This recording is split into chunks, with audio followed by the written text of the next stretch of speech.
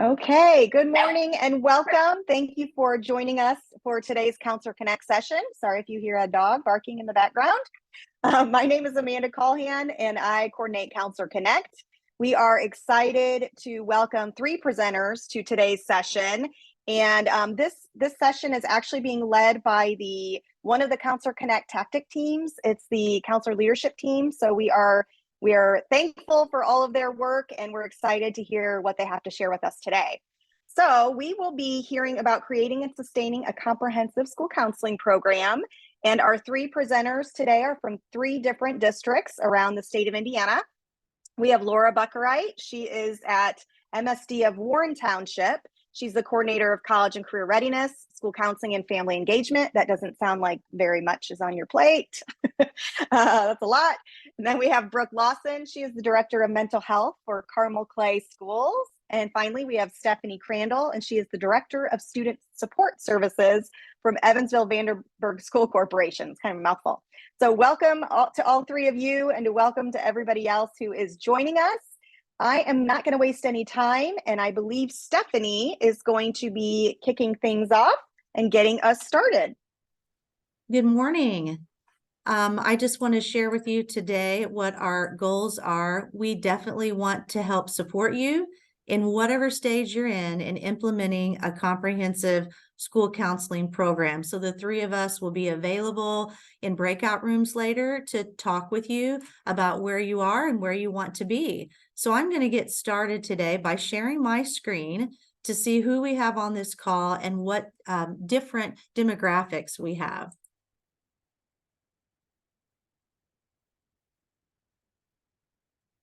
Can everybody see my screen?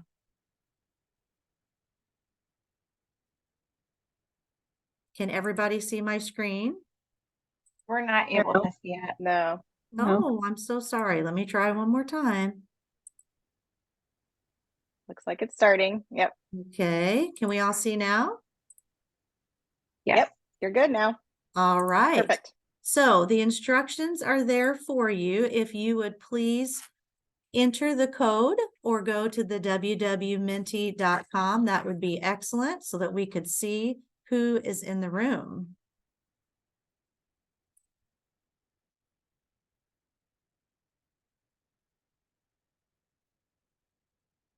The instructions again are at the corner if you need that. First question is, what is your current role? I see we have some school counselors on the call. We have some professors, head of guidance, directors. This is great. Director of Student Services. We know that looks differently in different corporations, non-for-profit.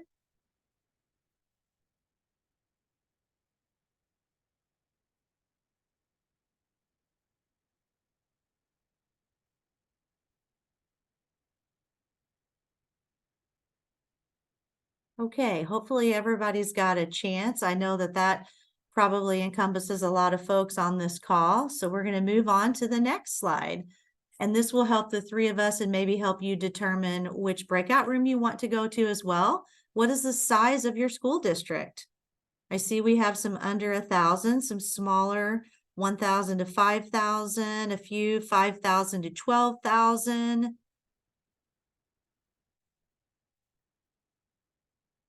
And then we have some that obviously say none of the above. So really on this call, it looks like no one over around 12,000.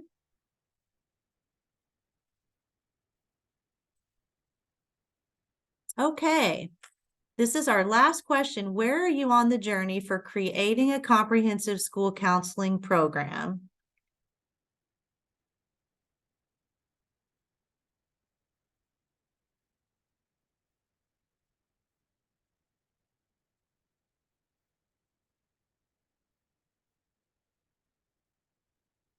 I really like to see some people in my breakout room. So if you've started something, I see now plan completed and working on improving. I see 0. There we go. Great. 13 have not started.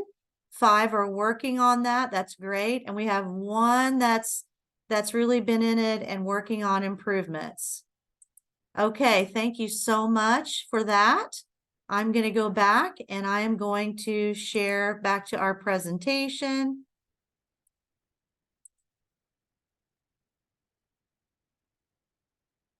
Okay, give me a moment.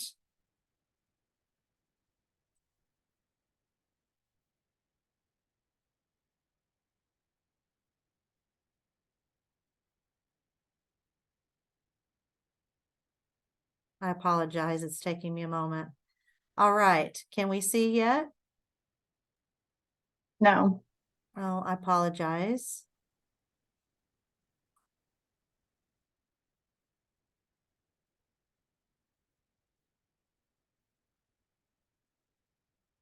How are we doing now? Better? Yes, we can see it. All right, perfect. Okay, we are going to move right along and start talking with you a little bit about the role of a school counselor. We know that as a school counselor, you are wearing many, many hats.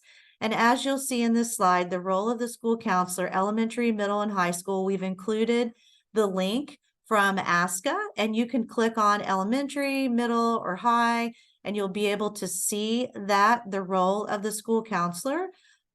So please be mindful of that. Take a look if you're not aware of that. And it really talks about the areas of ASCA and defines direct and indirect services and other things. So please take a look at that at your convenience.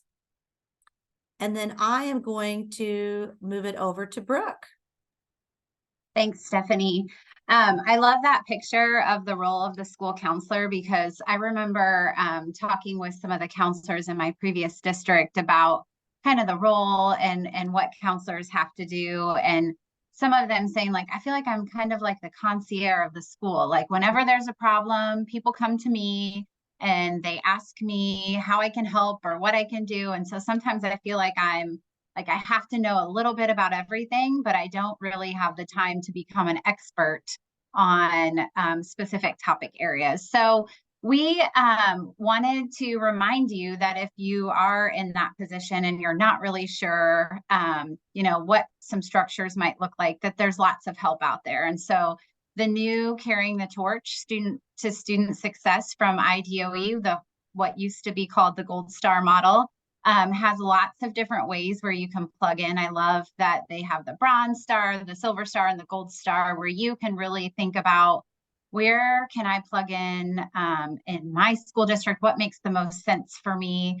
And then, of course, some of the work from Trish Hatch there's an example of Trish's work there in the middle, and Hatching Results has some great resources and tools if you're not sure where to start or looking for some motivation. And then, of course, the ASCA model is another great tool and resource for school counselors to think about and use to kind of help start working on a comprehensive school counseling journey.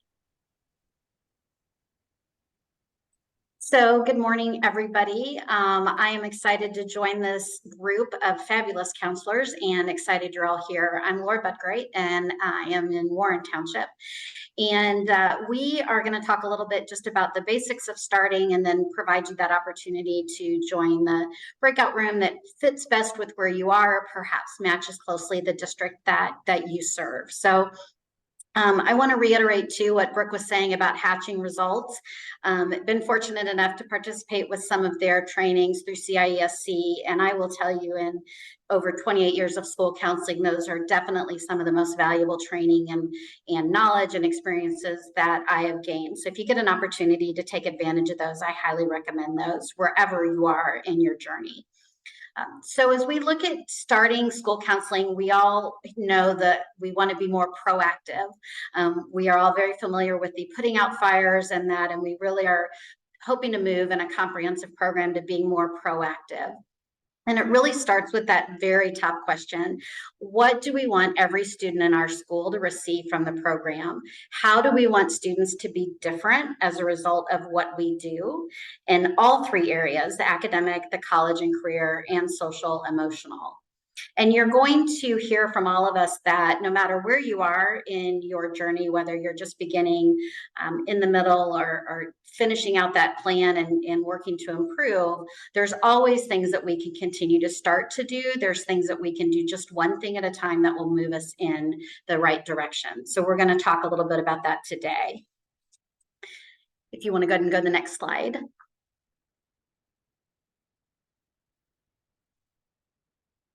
There we go. Oh. So as Stephanie gets to our next slide, we're going to talk about alignment. And so the visual that is coming up, there we go, thank you, is I think we can all relate to the chaos versus alignment. We know that when we are aligned and heading in the same direction, that things work better, we have a greater change. And we're going to talk about horizontal alignment. And we talk about that just across the domains between social, emotional, academic, college, and career, but also across grade levels, across counselors in a district if you have multiple buildings. And then we talk about vertical alignment. What does our program look like? Not just tier 1, tier 2, and tier 3, but also what does it look like from kindergarten or pre-K all the way through graduation and beyond. And so we're going to be talking about how we align what we're doing in our district toward those goals. I don't know if anyone's a big football fan, but I love analogies. And so in watching football this weekend, it made me think about this in terms of when you have a football team, everybody on the team knows the same goal. They have a plan, they have a coach, and they have someone that says, this is what we're going to do when we go out on the field. And everybody has a different role and responsibility, but they all know what they're doing. And we know that if someone on the team forgets the play or that they may still be successful, it's definitely going to throw a kink in the plan. And so much like counseling, when we are working on a program, we want everyone headed toward that same goal. We want everyone to know what's the play, what's the plan, what is that end goal. And we also know if you put 12, I think there's 12 players on a football field at a time, but when you put 12 players out there, you could probably do okay if everyone did what they thought they should do. And that's kind of how we talk about those random acts of counseling, right? That we are all doing fabulous things that are beneficial for students and helping and with the intention of helping. But when we are aligned and when we have a common goal and we are talking about our plans and our responsibilities and our roles, we're going to be that much more successful in reaching that ultimate goal. And much like in football, those coaches are tracking what they're doing. They're looking at plays. They're seeing if it's working. Is it, what do we need to tweak? What do we need to change? And the same thing is with our program. We're constantly going to be evaluating and reevaluating what we're doing. And so that we can continue to make a difference, continue to get better and have a greater impact. So there's your football analogy of the day. So as we get ready to go into our breakout rooms, I want to give everyone a chance real quickly. I'm going to let Stephanie and Brooke talk too, just to give you an idea of where we are and a little bit about our districts. And then we want you to pick what speaks to you the most. So if you feel like you're getting started and you want to hear about that, or if your school district, maybe you're in the middle, but your school district's much more like Evansville that has a much more established program, join the room that's going to speak to you the most, but know that you're going to get some ideas out of all three of us, and you're going to get the slide deck as well. And so you'll be able to gain the advantage of being all rooms, even if you're only in one at a time. So I will start. I will be in breakout room 1. We are a large school district on the far east side of Indianapolis, an urban district, 70% free and reduced lunch, high minority. And I have been in this district role for 5 years. So we really started moving towards an aligned program about 5 years ago, right before the pandemic. We started through a grant, the Carrying the Torch process in all 13 of our schools at once. And there's definitely some things I can tell you about the pros and cons of that. But we are really in that first 6 months of that process. So I will be talking about what we've learned. We are right in the middle of Carrying the Torch. We are just finishing up that first year bronze level and moving on to the next. So that's where I am with what I'm going to do. And I'll let Brooke talk about breakout room 2. Sure. Great. Thanks, Laura. So I'll be talking a little bit about work somewhere in the middle. So I'm actually going to be talking about my role in my previous district. So I worked in Hamilton Southeastern Schools for the last 7 years before coming to Carmel. And our journey to comprehensive school counseling work really started with the Lilly Grant back in 2017. And so I'll share a little bit about our process. It started with the planning grant, which maybe many of you were also a part of, really evaluating our school counseling program. And then we worked through the Gold Star process.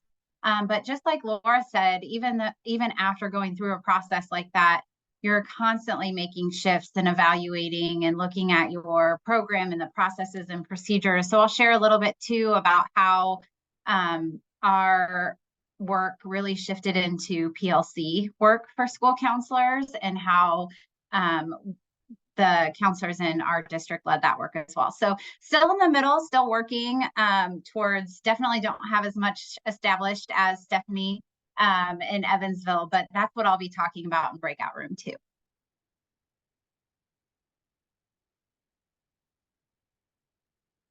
Okay, Brooke, I am going to go ahead and I am in breakout room number 3. EVSC is a very large district. We have 41 schools and approximately 22,000 students. We also started this project with the Lilly Planning Grant and the Lilly Grant as well. We did work with Hatching Results. We really took a look at our entire counseling model in our district and what we were all doing. And as Brooke said, we've done some of the similar things. As her corporation, we established PLCs, evaluation rubrics. We worked on establishing roles and responsibilities. We had lots of PD, PLCs, coaching. We have written a K-12 counseling curriculum and curriculum map. So even if you are not that far along, feel free to come to my breakout room. Again, as we all say, we're on a journey and there's always work to do and improvements to make. So we welcome you to any of our breakout rooms and we'll be happy to talk to you about some of the things that we're doing. All right, I think with that, Amanda's going to set up the breakout rooms and we'll let you all join. And then I believe, Amanda, we're coming back with 10 minutes left. Is that correct? At the end? Is that what, 11:20? I believe that, is that what we said, Stephanie and Brooke? Yes. Okay. Yeah, 11:20, 11:15, either one. Perfect. Okay. You guys can message me if it needs to, if you need more time or anything like that. All right. Well, I'm going to open up the 3 breakout rooms. They are labeled, so you will actually be able to select which room you go to. So I'm opening those now. You should either see them pop up on your screen, or if you don't, you might be able to go down to the dots along the bottom of the Zoom and click on that, and then find them that way. If you have any trouble, if you don't see it, if you can't find it, please just put either unmute yourself and ask me to move you to a room, or you can put in the chat where you would like to go. All right, with that, go ahead and move on to the room that you are most interested in at this time. Presenters, were there any of these slides that anybody wanted to touch on for anybody who was not in your room before we close out the session? And I'll pull up my screen here. Amanda, I mentioned that the links, since they will get a copy of the slide deck, correct? So Correct. I will make sure that all of the links that I shared are viewable for anyone that has the link. So welcome to, share anything that we have. And if there's questions, people are always welcome to reach out as well. Perfect. Thank you. Amanda, Brooke, I was doing the same go ahead. thing. Oh, I'm sorry. Go ahead. No, I was just going to ask you guys if you wanted to Okay. chime in with anything. I was just going to say there was myself and one other person from our district. So I just want to tell people, don't be scared off because EVSC has work to do as well. So feel free as you look through the slides, reach out if you have any questions about any areas or any work that we've done in our district. I would be more than happy to have a conversation with you about any of the topic areas. Same. Thank you. Ditto. All right. All right. Well, wonderful. Well, I will move through these slides. If you do see anything that anybody wanted to touch on before I close this out, please just holler and let me know, and I'll pause. I'll stop. I did like this slide that was in there because we all love, Ted Lasso. So I'm going to move right to the end. I'm just going to close out the session with a few slides here. Let me get to the end. Okay, first I want to share our session evaluation for today. This not only is a very brief evaluation, which is very helpful for us as we plan future sessions for you to meet your needs, but it also is how you can request a PGP point for the hour that you spent with us. So it's all in one. Go ahead and please fill this out. Once I'm done sharing the slide deck, I can drop it into the chat as well, but the link is here for you to go ahead and click on that, into that, and then take that short evaluation. Wanted to share a few upcoming events. We are offering this year a year-long new counselor cadre. This is specifically for any counselors in their first or second year working in a school. So if you have new counselors in your districts, if you are a new counselor, please take a look at the registration page for this and join us if you can. It will include monthly professional learning sessions that are actually presented by practicing Indiana counselors and counselor leaders, but it will also provide, each new counselor will be paired with a mentor. So some exciting stuff there. So be sure to check that out if you're a new counselor. Carrying the torch to student success, we are offering 2 free tracks along with the Department of Education, Inspire Success, and ISCA. One of them is kind of a year 1 bronze silver level, and then the other track is the gold year 2 or implementation year track. So both of those tracks are free. If you're interested in joining either of those, you can take a look at that graphic.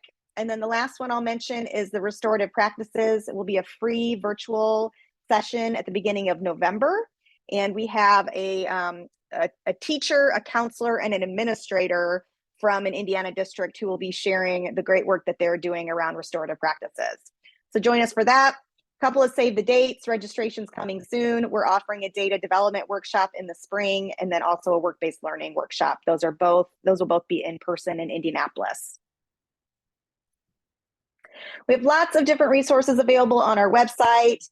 We have blogs, which we put out a counselor specific blog about once a month. So you can check out what's available in the digital content library for those. Targeted learning guides. These are great for PLC work, great for those meetings that you might have with the other counselors in your district. I have listed there the ones that have been created so far that would be, we think, relevant for counseling teams.